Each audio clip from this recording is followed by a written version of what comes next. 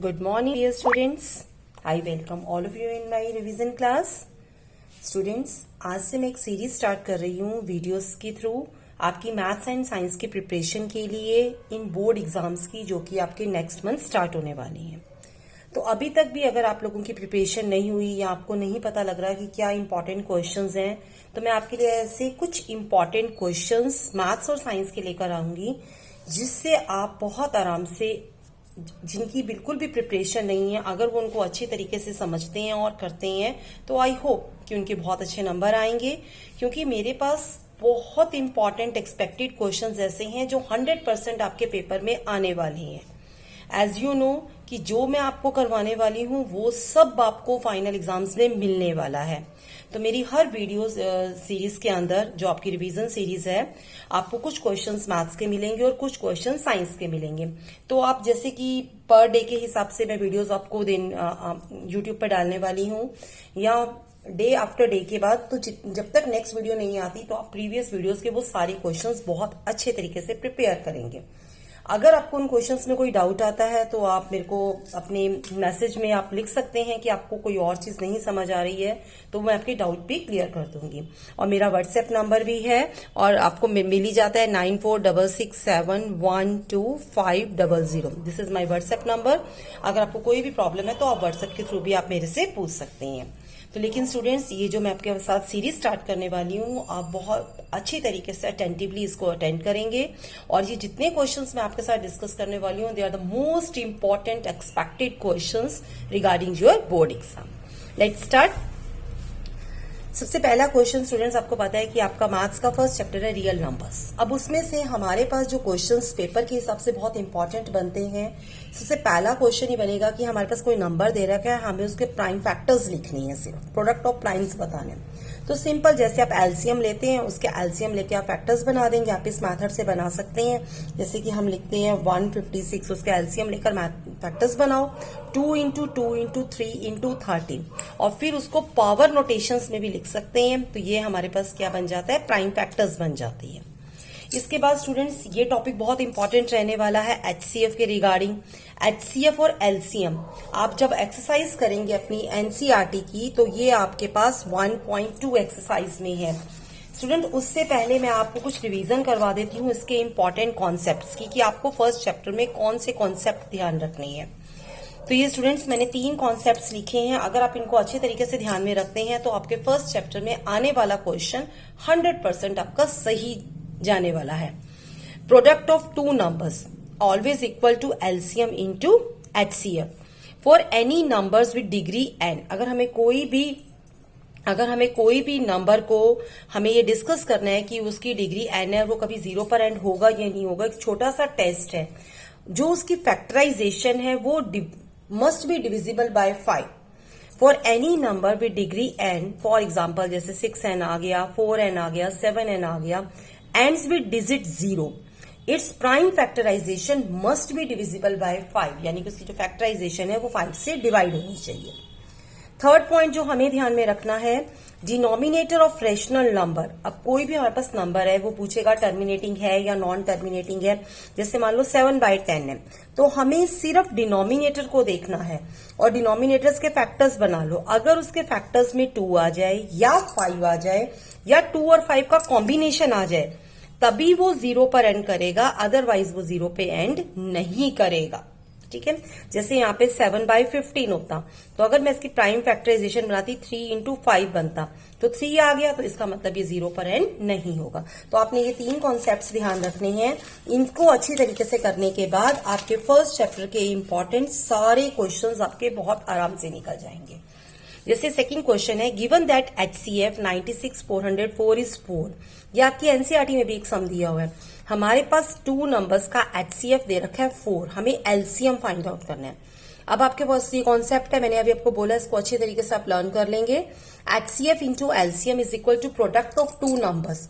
अगर मुझे एलसीएम निकालना है तो एचसीएफ डिवाइड में आ जाएगा, अगर एचसीएफ निकालना है तो एलसीएम डिवाइड में आ जाएगा। मुझे एलसीएम निकालना है, 2 नंबर्स मेरे पास गिवन है 96 एंड 404, तो ये मल्टीप्लाई में ऊपर आ जाएंगे और हमारे पास एचसीएफ कितना गिवन है 4 से डिवाइड करेंगे तो हमारा आंसर निकल जाएगा। एक बहुत इंपॉर्टेंट थ्योरम है, आपको इसको लर्न करनी है, फंडामेंटल थ्योरम ऑफ अरिथमेटिक। ये आपको एनसीईआरटी का पेज नंबर 8 पर मिलेगी और थ्योरम नंबर 1.2 है एनसीईआरटी के अंदर, आप वहां से लर्न कर सकते हैं। Every composite number can be expressed as a factorized as a prime as a product of primes and this factorization is unique apart from the order in which factors occur। ये theorem हमें कहती है कि कोई भी composite number है तो जो उसके फैक्टर्स हैं वो प्राइम नंबर है। जैसे for example I am writing 6, अगर मैं 6 के फैक्टर्स बनाऊंगी तो 2 into 3 बनेंगे, तो ये दोनों फैक्टर्स जो हैं वो प्राइम नंबर्स हैं, therefore the given number is composite number 6। तो यही है, every composite number can be expressed और factorized as a product of primes and this factorization is unique apart from the order in which factors occur. Next question बहुत important रहने वाला है। If a and b are coprime, अब आपने को prime word करा होगा 1.3 exercise में थ्योरम्स के अंदर। को प्राइम स्टूडेंट्स मैं एक्सप्लेन करती हूँ, को प्राइम क्या होता है। को प्राइम वो होता है जिनमें कोई भी कॉमन फैक्टर नहीं होता, only one is a common factor. Like जैसे मैं 7/9 लिखती हूँ तो ये को प्राइम नंबर है, क्योंकि 7 के भी फैक्टर 7 into 1 और 9 के 9 into 1, तो 1 ही कॉमन फैक्टर होगा। तो को प्राइम्स वो नंबर होते हैं जिनका कॉमन फैक्टर 1 होता है। तो अब क्वेश्चन देखो इसने क्या पूछा है, if a and b are coprime their HCF then find the HCF of a and b. A and b का एचसीएफ बताओ।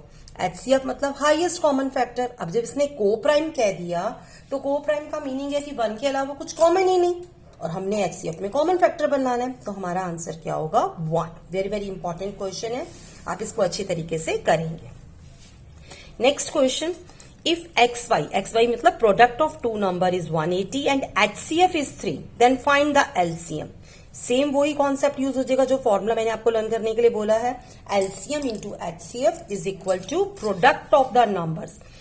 अब मुझे एलसीएम निकालना है, जो मैंने पीछे आपको करवाया मुझे उसमें भी मैंने एलसीएम निकाला था, तो सेम अप्लाई हो जाएगा। प्रोडक्ट ऑफ टू नंबर्स, यहां पर प्रोडक्ट ऑफ टू नंबर्स कितना गिवन है 180 और एचसीएफ कितना गिवन है 3, तो सिंपल 180 को 3 से डिवाइड कर देंगे तो मेरा आंसर कितना आ जाएगा 60।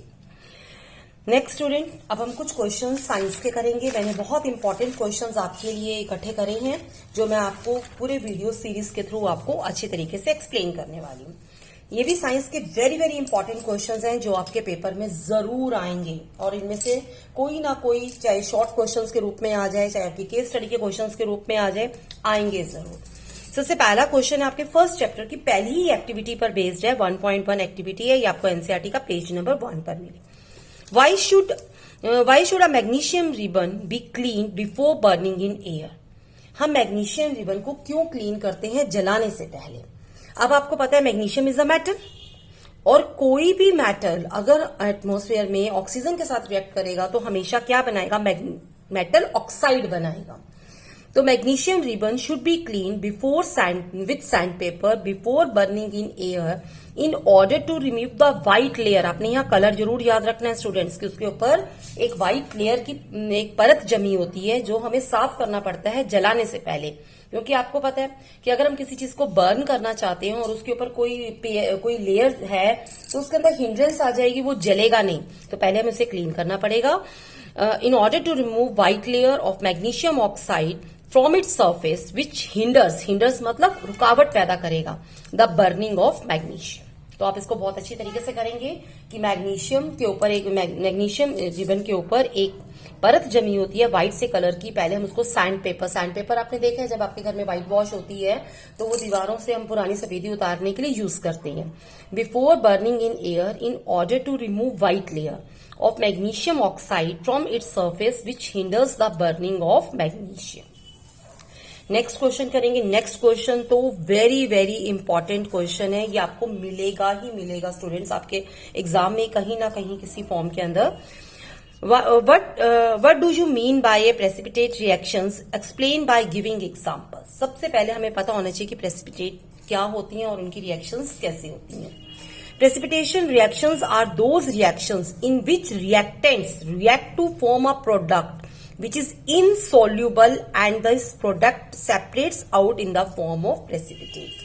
जो जिन रिएक्शंस के अंदर रिएक्टेंट एक इनसॉल्यूबल पार्ट बनाते हैं और जिसको बड़े आराम से सेपरेट किया जा सकता है, उसको हम क्या बोलते हैं, प्रेसिपिटेट, और उन रिएक्शंस को कहते हैं प्रेसिपिटेट रिएक्शंस। अब हमारी बुक के अंदर हम देखते हैं, हमारी एनसीईआरटी के अंदर 3 बहुत इंपॉर्टेंट रिएक्शंस हैं और ये आपने जरूर याद करनी है। ये मोस्टली डबल डिस्प्लेसमेंट रिएक्शंस के अंदर हमें मिलती हैं। जैसे फर्स्ट रिएक्शन है सोडियम सल्फेट को जब हम बेरियम क्लोराइड से रिएक्ट करवाते हैं तो प्रोडक्ट बनता है बेरियम सल्फेट और सोडियम क्लोराइड। अब देखो, सोडियम सल्फेट है वो भी एक्वस सोल्यूशन है, बेरियम क्लोराइड है वो भी एक्वस सोल्यूशन है। जब हम इन दोनों सोल्यूशंस को रिएक्ट करवा रहे हैं तो हमारे पास यहां से जो बेरियम है, बेरियम सल्फेट फॉर्मेशन हो रही है और ये सॉलिड फॉर्म में आ रही है, क्योंकि अभी हमने करा है कि प्रेसिपिटेट क्या होते हैं, जो इनसॉल्यूबल होते हैं, जो सॉल्यूबल नहीं होते, जो घुलनशील नहीं होते, जो बुलबुलों के रूप में या किसी कण के रूप में हमें ऊपर मिल जाते हैं तैरते हुए, that will be known as a precipitate. तो यहां पर हमारे पास बेरियम सल्फेट बन रहा है और एक बन रहा है सोडियम क्लोराइड, और ये एक्वस है क्योंकि ये पानी के अंदर घुलनशील है। Sodium chloride remains in the solution और बेरियम सल्फेट है वो कौन से कलर की फॉर्मेशन हो रही है, व्हाइट प्रेसिपिटेट फॉर्म कर रहा है। इसी का एक और एग्जांपल है, जैसे डबल डिस्प्लेसमेंट रिएक्शन है, एक और आपने लर्न करना है, ये भी आपकी एनसीईआरटी के अंदर एक्टिविटी में दिया हुआ है। सिल्वर नाइट्रेट, ये एक्वस सोल्यूशन है। सोडियम क्लोराइड, ये भी एक्वस सोल्यूशन है। जब इसके अंदर भी डबल डिस्प्लेसमेंट है, जो हमारे पास सिल्वर है, सिल्वर के साथ क्लोराइड आ जाएगा और सोडियम के साथ नाइट्रेट आ जाएगा। अब जो सिल्वर क्लोराइड है ये प्रेसिपिटेट फॉर्म कर रहा है, देखो यहाँ पे सॉलिड फॉर्म में आ गया, और जो हमारे पास सोडियम नाइट्रेट है ये एक्वस सोल्यूशन रहेगा। तो जो हमारे पास प्रेसिपिटेट है वो किस फॉर्म में हमें मिल जाता है, इनसॉल्यूबल फॉर्म में, और जिसको हम क्या कहते हैं, सॉल्युबल। एक इसकी थर्ड रिएक्शन भी बहुत इंपॉर्टेंट है और आपने बहुत अच्छी तरीके से करनी है। ये आपको अपनी एनसीईआरटी के अंदर 1.2 एक्टिविटी पेज नंबर 2 पर मिलेगी। लीड नाइट्रेट है हमारे पास और पोटेशियम आयोडाइड है। स्टूडेंट्स ये 2 मैंने इसको बैलेंस करने के लिए लिखा हुआ है। Lead nitrate plus potassium iodide को जब हम आपस में रिएक्ट करवाएंगे तो हमारे पास लीड आयोडाइड बनेगा जो येलो प्रेसिपिटेट फॉर्म करता है, और हमारे पास यहाँ पर जो बचेगा, यहाँ पर हमारे पास बचेगा पोटेशियम नाइट्रेट बचेगा। यहां से पोटेशियम बचा और यहां से हमारे पास क्या बचा, नाइट्रेट बना। ये जो आयोडाइड था ये लीड के साथ चला गया, तो लीड आयोडाइड येलो प्रेसिपिटेट बनाएगा, ये सॉलिड पार्ट है, और हमारे पास बचेगा पोटेशियम नाइट्रेट, ये अगेन एक्वस है, सोल्यूशन है। तो हमारे पास जब हम एक बार आप दोबारा से देखेंगे, precipitate reactions are those reactions in which reactants react to form a product which is insoluble and this product separates out in the form of a precipitate। अगर insoluble है तो हम उसके लिए कौन सा वर्ड यूज कर रहे हैं, सॉलिड यूज कर रहे हैं। तो बाकी तीनों के तीनों जो पार्ट है वो एक्वस रहेंगे और एक एक पार्ट जो हमारा बन रहा है वो हमारे पास क्या बनेगा, प्रेसिपिटेट फॉर्म में सॉलिड आएगा, तो इसके अंदर येलो प्रेसिपिटेट बनेंगे। इसका थर्ड क्वेश्चन बहुत इंपॉर्टेंट है, आप इसको बहुत अच्छी तरीके से करने वाले हैं, ये भी आपकी एनसीईआरटी से ही है। Why is photosynthesis considered as endothermic reaction? Photosynthesis को हम एंडोथर्मिक रिएक्शन क्यों कहते हैं? अब यहां पर हमें देखना होगा, रिएक्शंस 2 टाइप्स की होती हैं, आपको पता है, एक एंडोथर्मिक होती है और एक्सोथर्मिक। एंडोथर्मिक रिएक्शन वो होती है जिसमें हीट कंज्यूम होती है, जिसमें हम हीट को यूज करते हैं, और एक्सोथर्मिक वो रिएक्शंस होती हैं जिसमें हीट इवॉल्व होती है, जिसमें हीट जनरेट होती है। तो फोटोसिंथेसिस आपको पता है, फोटोसिंथेसिस प्रोसेस होता है जिसके थ्रू ग्रीन प्लांट्स अपना खाना बनाते हैं।